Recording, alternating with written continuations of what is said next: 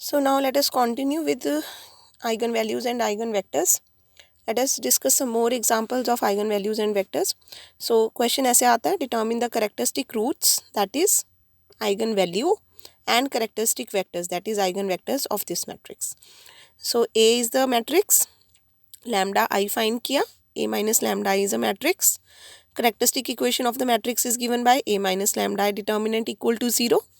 सो इस डिटर्मिनेंट को इसके डिटर्मिनेंट को इक्वल टू 0 किया. डिटर्मिनेंट हमें सॉल्व करना आता है दिस इंटू इसका माइनर प्लस 6 इंटू इसका minor plus 2 into 24 minus 2 into 7 minus lambda is equal to 0. So ये क्वाड्रेटिक सॉल्व की, माइनस 16 किया, ये इक्वेशन बनी. ये ब्रैकेट्स आप अच्छे से सॉल्व करोगे, फिर 8 माइनस लैम्डा को इससे मल्टीप्लाई करोगे, इसको करोगे, ब्रैकेट्स ओपन करोगे, सॉल्व करोगे, सिंप्लीफाई करोगे, तो ये आपको एक क्यूबिक इक्वेशन मिल गई लैम्डा में. सो क्लियरली यहाँ से लैम्डा कॉमन आ रहा है. सो एक वैल्यू तो यानी कि लैम्डा की 0 ही हो गई. इसके हम फैक्टर्स बना सकते हैं. So 15 multiply 3 is 45. So lambda is equal to 0, 3 and 15 are the characteristic roots और आइगन वैल्यूज ऑफ ए. अब हमने फाइंड करना है eigenvectors corresponding to this. So as I told you A minus lambda I into x is equal to 0. So सबसे पहले lambda को 0 put किया, तो A minus 0 into x is equal to 0. तो क्योंकि लैम्डा 0 ही है तो ये ए एज इट इज़ आ गया, ए एक्स इक्वल टू 0. अब आपने करना होता है इसका रैंक फाइंड. सो इन दोनों को 0 बनाएंगे और फिर इसको 0 बनाएंगे. तो जब ये इन्होंने इन दोनों को 0 बनाया एंड देन इसको 0 बनाया, सो रैंक आ गया 2, ऑर्डर है 3. So therefore these equations have only one linearly independent solution. और वो कैसे आएगा, इस इक्वेशन को इससे मल्टीप्लाई करके इक्वल टू 0, इसको इससे मल्टीप्लाई करके. सो दो वेरिएबल्स हैं, सॉरी 3 वेरिएबल्स हैं और 2 इक्वेशंस हैं. सो हम z को c1 सपोज कर लेते हैं. सो z को c1 सपोज करेंगे, यहाँ से y is equal to z आ गया. That means y is also equal to c1. So y भी c1 और z भी c1 करेंगे तो क्या बनेगा, 2x minus c1 equal to 0. So x आ गया c1 बाई 2. तो c1 के कोफिशिएंट्स दैट इज 1 बाई 2, 1 और 1, ये बन गया एक eigen vector of A. So if c1 is any non zero scalar, so okay, so basically वो ये कहना चाहते हैं कि इसको अगर मैं किसी स्केलर से भी मल्टीप्लाई कर दूं इस फैक्टर को, तो that will also be an eigen vector of a corresponding to the eigen value 0. ठीक है. सो नाउ अब हमने करना है to find eigen vector corresponding to lambda is equal to 3. So यहाँ पे ना जब आपने आइगन वेक्टर फाइंड किया, आप इसको ऐसे भी छोड़ सकते हो और आप इसको 2 से मल्टीप्लाई भी कर सकते थे, but I will suggest you कि आप मल्टीप्लाई मत करो और आप इसको यहीं छोड़ दो. ये वाली लाइन अगर आपको लिखनी है आप लिख दो, और ये वाली लाइन को आप स्किप भी कर सकते हो. लिखना चाहो तो लिख भी सकते हो, it's totally up to you. जैसे इन्होंने लिखा आप वैसे लिखना चाहते हो वो भी ठीक है. जैसे मैं बता रही हूँ कि z को c1 ले लो और xy आ जाएगा और फिर कोफिशिएंट्स लिखना है, वो भी ठीक है, जैसे आपको समझ आता है. अब हम फाइंड करेंगे corresponding to lambda is equal to 3. So a minus 3i into X equal to 0. So a minus lambda I में लैम्डा को 3 पुट करेंगे तो ये मैट्रिक्स आएगी. अगेन इन दोनों को 0 और फिर इसको 0 बनाना है. तो पहले इन दोनों को 0 बनाया और इसको 0 बनाया. So again one linearly independent solution. इसको मल्टीप्लाई किया, इसको मल्टीप्लाई किया. So y is equal to minus z by 2. So y is equal to minus z by 2 करेंगे तो x आ गया, -4z आना था यहाँ पे. अच्छा नहीं, तो इन्होंने z को 4 ले लिया. तो ज़रूरी अब वही है ना, ये यही स्टूडेंट्स ना यहाँ पे फिर थोड़ा सा कंफ्यूज हो जाते हैं कि कभी कुछ ले लेते हैं कभी कुछ. सो इसीलिए बेस्ट मेथड यही होता है कि आप z को ले लो c1 हम पहले ले चुके हैं तो c2 ले लो. लेट z भी c2. तो y क्या हो जाएगा, -c2 बाई 2. और फिर x क्या हो जाएगा, आप z को c2 और y को -c2 बाई 2 जब पुट करोगे तो x भी आपका c2 की टर्म्स में कुछ आ जाएगा. देखना पड़ेगा क्या आएगा, एक मिनट. y प्लस z करेंगे अगर हम तो C2 by 2 multiply by 2 C2, तो ये मुझे लगता है आप करके देख लेना, माइनस Z आ रहा होगा जिसकी वजह से ये माइनस C2 बन जाएगा।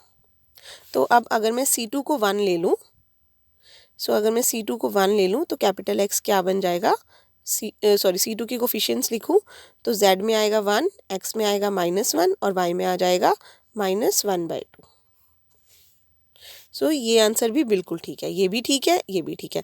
ये आप ये चेक कर लो, अगर मैं इसको 4 से मल्टीप्लाई कर देती हूँ तो यही बन जाएगा, -4 से कर देती हूँ भी कर सकती हूँ, 4 से भी कर सकती हूँ, तो यही आंसर आ जाएगा। तो आप ये आंसर लिखो या ये आंसर लिखो, दोनों बिल्कुल ठीक है। Now we have to find eigen vector corresponding to lambda is equal to 15। अब लैम्डा की जगह 15 किया, a-15 i करके ये आ गया। अगेन इन दोनों को 0 और फिर इसको 0 बनाना है। n minus r that is 1 linearly independent solution आ जाएगा हमारे पास। ये दो इक्वेशंस आई। अब इन्होंने z को 1 ले लिया, तो क्यों ले लिया, हम ले लेते हैं अब z को, let z be C3 so that y will be equal to -2C3 and फिर x आपके पास मेरे ख्याल से 2z आ रहा होगा, तो ये बन गया 2C3। तो अब C3 के कोफिशिएंट्स देखोगे तो 2 -2 और 1, 2 -2 और 1। तो this is the eigen vector corresponding to lambda is equal to 15। Now let us move to the next example, determine the eigen values and eigen vectors of the matrix. अब ये part same है, ये a, ये lambda i, ये minus lambda i matrix. Then characteristic equation के लिए इसका determinant equal to 0, इसका डिटर्मिनेंट करके इक्वल टू 0 किया। इन्होंने पहले ऑपरेशन लगाया होगा, कुछ इजी बनाने के लिए कुछ लगाया होगा, आपकी मर्ज़ी, अगर आप इसको थोड़ा सिंप्लीफाई करना चाहते हो कर सकते हो, नहीं तो आप सिंपली डिटर्मिनेंट सॉल्व करके भी कर सकते हो। बेसिकली आपके पास एक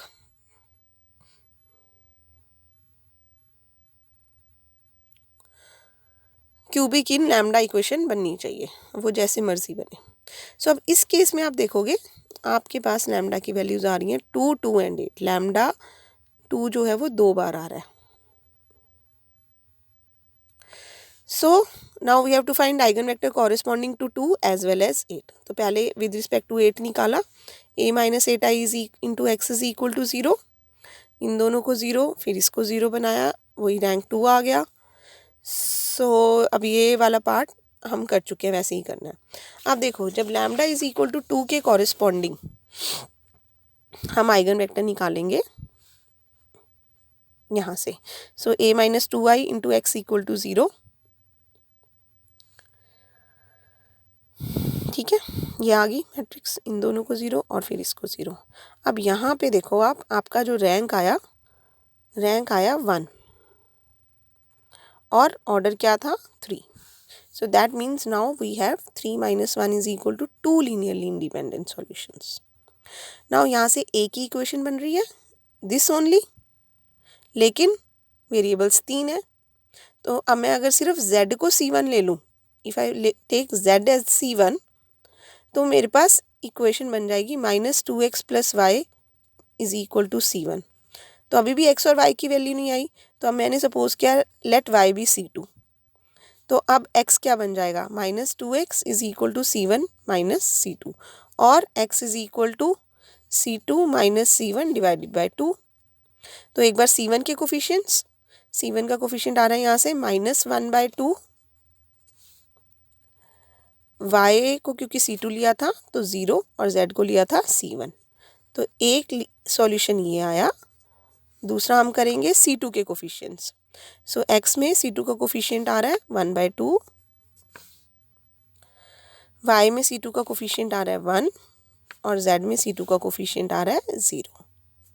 So these are the two linearly independent solutions corresponding to, these are the two linearly independent characteristic vectors corresponding to the eigenvalue lambda is equal to 2. So इसको अगर मैं 2 से मल्टीप्लाई कर दूं और इसको भी 2 से कर दूं तो ये आंसर आ जाएंगे। So ये भी ठीक है आंसर्स, और अगर मैं ये आंसर्स लिखती हूँ ये भी बिल्कुल ठीक है। So यहाँ से अब आप एक बात नोट करोगे कि आपके पास यहाँ पे जो लैम्डा इज इक्वल टू 2 था वो रिपीटेड रूट थी। तो जब रिपीटेड रूट होती है तो वहाँ पे देर इज़ पॉसिबिलिटी कि आपको या तो 1 लीनियरली इंडिपेंडेंट वेक्टर मिलता है या 2 लीनियरली इंडिपेंडेंट वेक्टर्स मिलते हैं, 1 भी मिल सकता था. Let us see this example. Find the characteristic roots and the associated characteristic vectors of this matrix. So a lambda I, a minus lambda I, ये determinant 0 क्या? So 0 0 1 are the roots. Now when we are finding the characteristic vector corresponding to lambda is equal to 0, which was the repeated root, तो ax equal to 0 आ गया. a minus lambda I में lambda को जब आप 0 put करोगे, so ax equal to 0. a यही है क्या कि उन्होंने कुछ किया है? नहीं, यही है. सो इसमें ये तो ऑलरेडी 0 है, इसी को 0 बनाना था, तो उन्होंने पहले इंटरचेंज करके फिर 0 बनाया. आपकी मर्ज़ी, आप जैसे मर्जी कर सकते हो. Purpose is to make it as 0. So इसको 0 बनाया, ये दोनों 0 होते हैं और फिर ये 0 होता है, तो ये तो ऑलरेडी 0 है. सो इन दोनों को 0 बनाने के बाद ये तो ऑलरेडी 0 है, तो अब इसका जो रैंक आ गया वो क्या आ गया? 2, क्योंकि 2 नॉन ज़ीरो रोज मिल रही हैं मुझे. So that means there will be 3 order है 3. सो 3 minus 2 is equal to 1 linearly independent solution.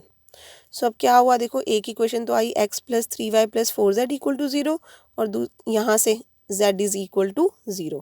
तो अब z जो है वो डेफिनेटली 0 है, तो यहाँ पे हम z को 0 पुट कर देंगे तो x plus 3y equal to 0. अब यानी कि मुझे सिर्फ y को ही सपोज करना है, तो मैंने अगर y को c1 सपोज किया होता तो x मेरा -3c1 आ जाता. तो अगर c1 के कोफिशिएंट्स देखूँ मैं तो x -3 और y 1, पर z तो हमेशा ही 0 है. सो इस केस में आपको lambda is equal to 0 which was a repeated root, उसके अगेंस्ट एक ही लीनियरली इंडिपेंडेंट सॉल्यूशन मिला है. ओके, सो यहाँ से एक चीज़ कंक्लूड करते हैं कि क्योंकि जनरली हम 3x3 ऑर्डर वाली मैट्रिसेस कर रहे हैं, कि अगर तो आपको ये तीनों मिलती हैं डिस्टिंक्ट, अगर ये तीनों होते हैं डिस्टिंक्ट तो आपको तीनों के कॉरेस्पॉन्डिंग एक लीनियरली इंडिपेंडेंट सॉल्यूशन मिलेगा. ठीक है, अगर इनमें से 2 सेम हो जाती हैं तो अब यहाँ पे रिपीटेड रूट के लिए आपको एक लीनियरली इंडिपेंडेंट सॉल्यूशन मिल सकता है या 2 मिल सकते हैं. यहाँ से तो डेफिनेटली एक ही मिलेगा, बट यहाँ पे कभी एक मिल रहा है और कभी 2 मिल रहे हैं. इसके बाद एक और केस है, ये देखो ये वाला एग्जाम्पल. अब इसमें जब हमने a माइनस लैम्डा आई का डिटर्मिनेंट 0 किया तो we are getting all the 3 roots same. अब इसमें जब लैम्डा इक्वल टू 1 के कॉरेस्पॉन्डिंग हमने करेक्टरिस्टिक वेक्टर फाइंड कर रहे हैं. सो a माइनस लैम्डा आई किया, लैम्डा की वैल्यू 1 की, ये आ गया. सो इसका रैंक भी कितना आ रहा है? 2. सो रैंक 2 आने का मतलब है 3 minus 2 that is 1 linearly independent vector. So देखो यहाँ पे जब इसको मल्टीप्लाई करेंगे तो एक आ गया 3x इक्वल टू 0 और यहाँ पे कर रहे हैं तो -7x plus 5y equal to 0. अब यहाँ से x तो डेफिनेटली 0 है, तो इसमें x को 0 पुट करेंगे तो y भी डेफिनेटली 0 है, और z में तो कोई इक्वेशन आई ही नहीं हमारे पास. इसका मतलब z की मैं कोई भी वैल्यू अपने आप ले सकती हूँ. सो मैंने ले लिया let z is equal to c1. तो अब जब मैं मैट्रिक्स बनाऊंगी तो उसमें x डेफिनेटली 0 है, y डेफिनेटली 0 है और z में c1 का कोफिशिएंट है 1.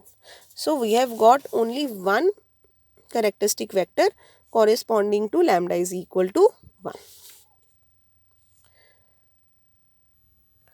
सो इसके बाद नेक्स्ट आर्टिकल आता है हमारा, if a square matrix A of order 3 has 3 linearly independent eigen vectors,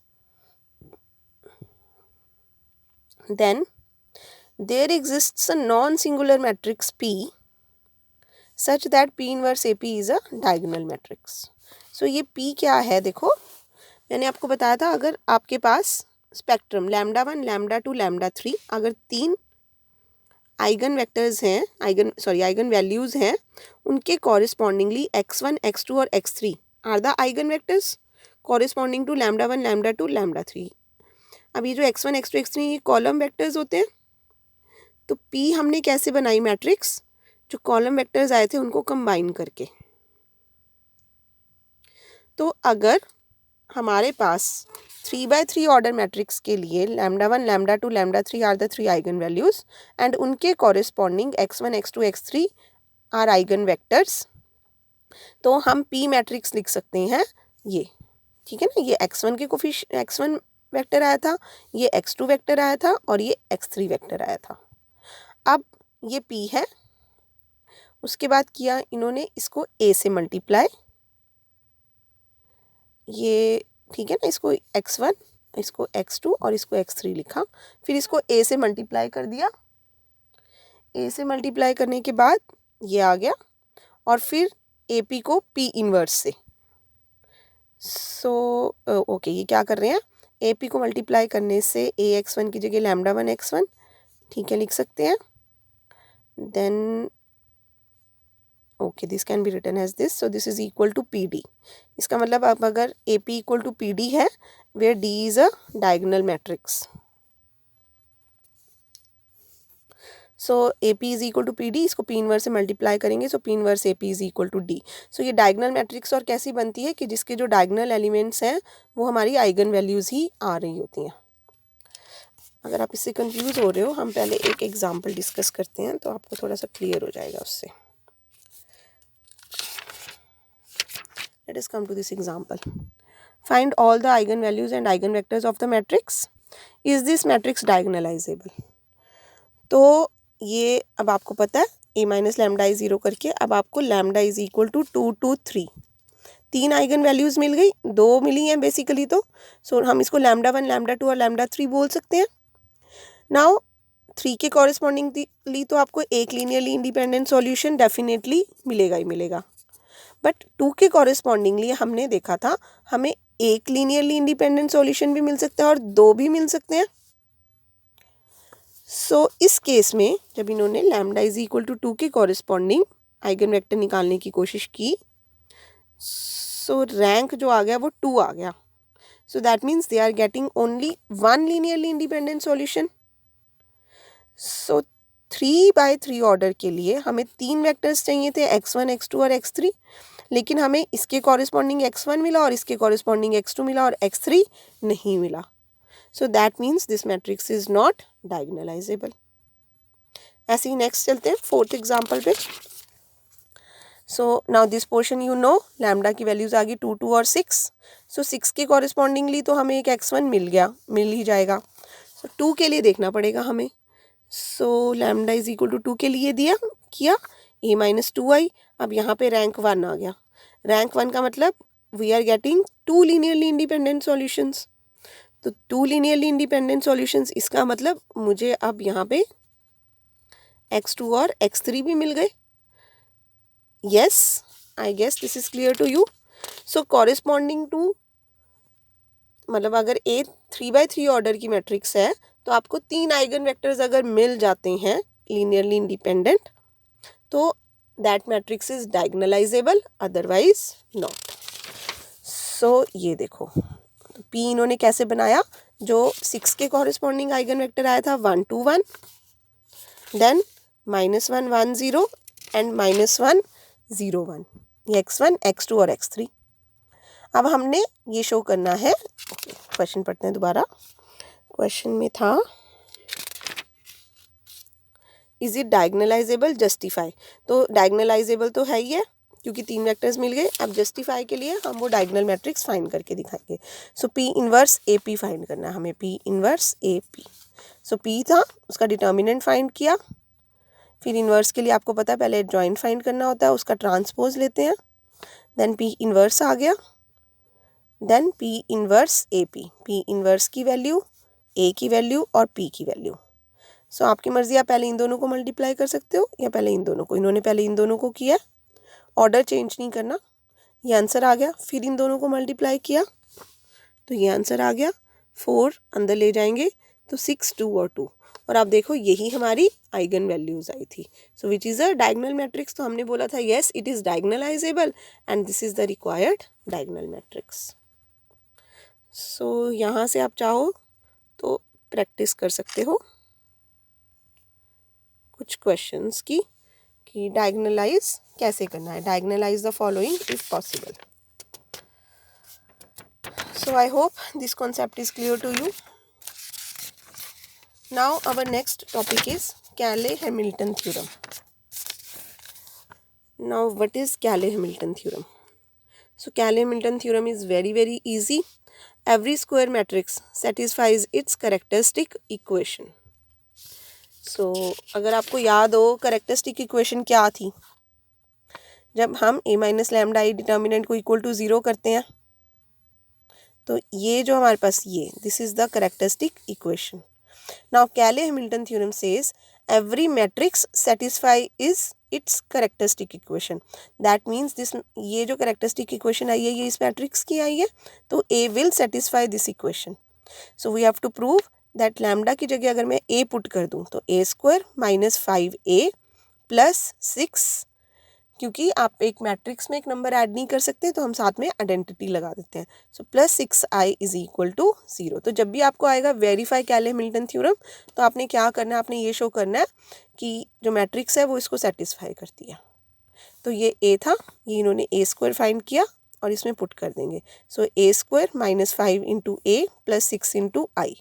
so plus minus आपको करना आता है तो जब ये किया तो देख लो आंसर जो है वो 0 आ गया. So that means this is satisfying its characteristic equation.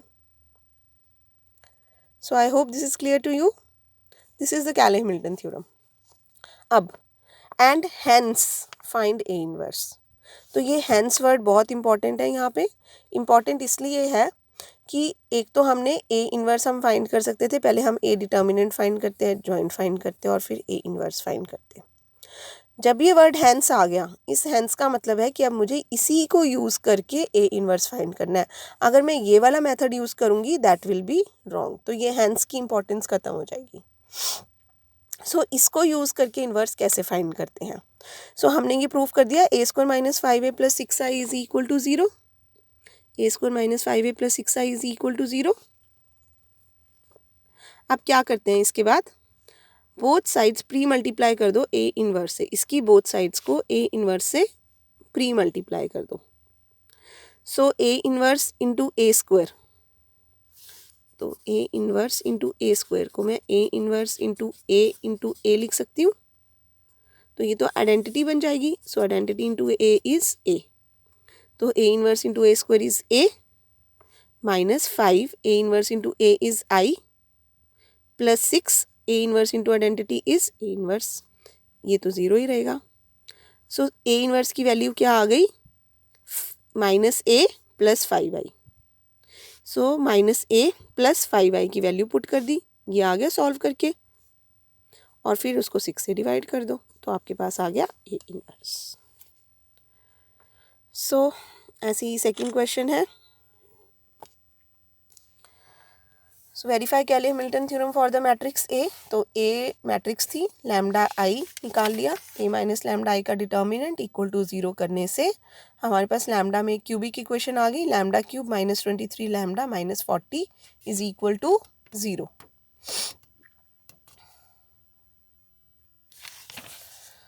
So Cayley-Hamilton theorem prove करने के लिए यही मतलब हुआ ना कि ए इसको सेटिस्फाई करता है. तो हमने प्रूव करना है A cube minus 23a minus 40i is equal to 0.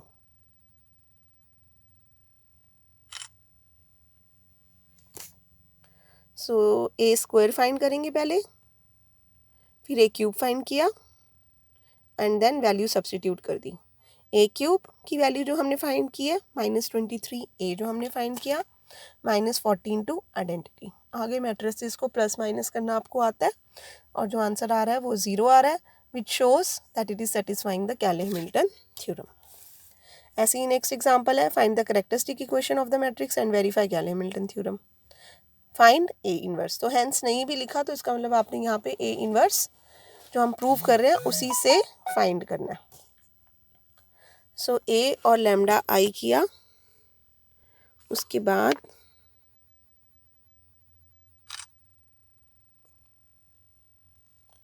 A minus lambda I determinant. तो इन्होंने यहाँ पे रो ऑपरेशंस लगा के पहले थोड़ा सिंप्लीफाई करके उसको सॉल्व किया है. It's totally up to you, जैसे आपको कंफर्टेबल लगता है आप वैसे सॉल्व कर सकते हो इन इक्वेशंस को. सो सॉल्व करके a माइनस लैम्डा आई का डिटर्मिनेंट आ गया।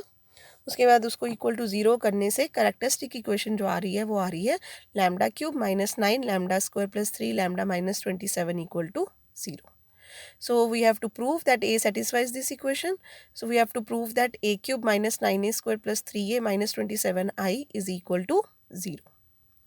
सो ए क्यूब चाहिए तो ए हमारे पास था, पहले ए स्क्वायर फाइंड करेंगे, फिर ए क्यूब फाइंड करेंगे and then we will substitute the values in the given equation and इसको सॉल्व करने के बाद हमारा आंसर जो है वो 0 आना चाहिए।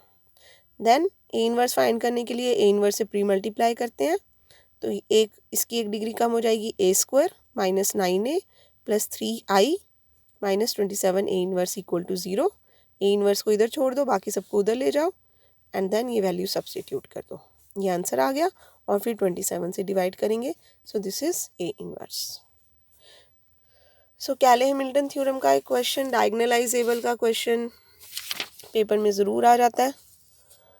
सो जितने मर्जी आप क्वेश्चंस प्रैक्टिस कर सकते हो। यहाँ से ये लो, मैं इसकी फ़ोटो भेज रही हूँ अब आपको, सो आप इसको पढ़ लेना। सो ए मैट्रिक्स आपको दी हुई है 1 2 3 1 3 5 और 1 5 12। So they have proved the Cayley Hamilton theorem